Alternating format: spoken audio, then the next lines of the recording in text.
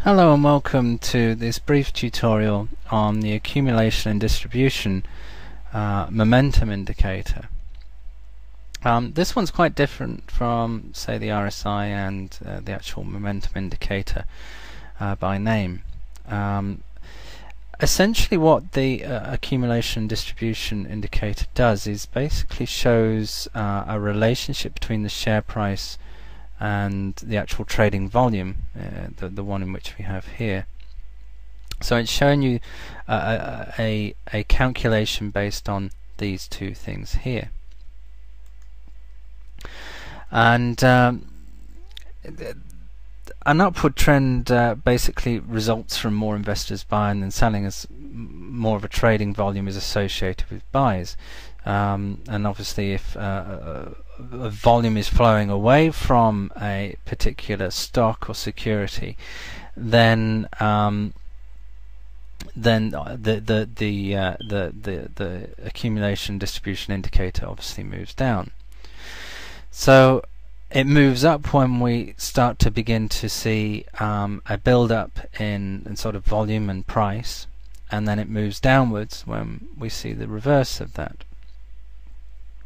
And the difference in the movement between the indicator and the share price can basically be used to see for changes in price movement and price direction. So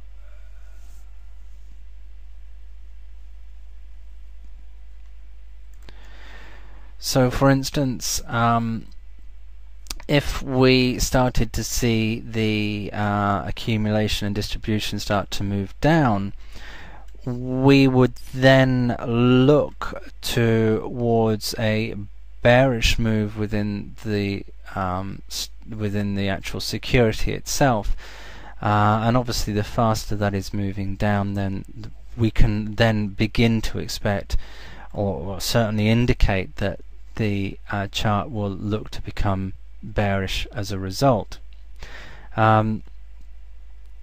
The faster that moves down, obviously the more strength there is in the likelihood of that moving downwards.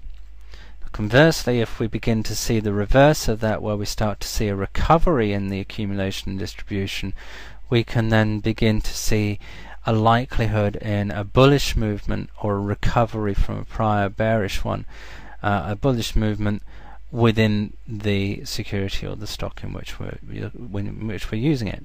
And that is essentially all the accumulation and distribution does and shows.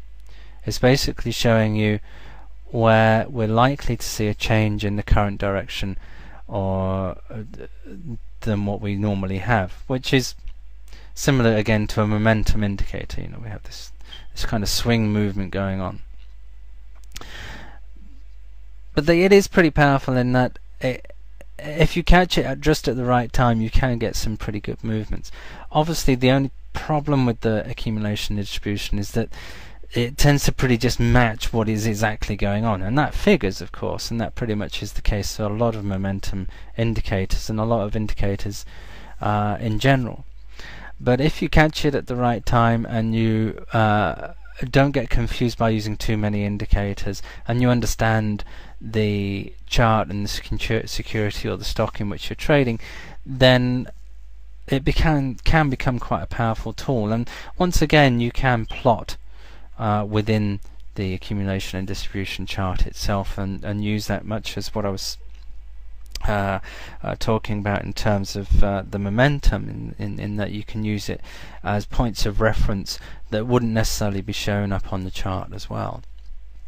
So as we can see, it's relatively straightforward.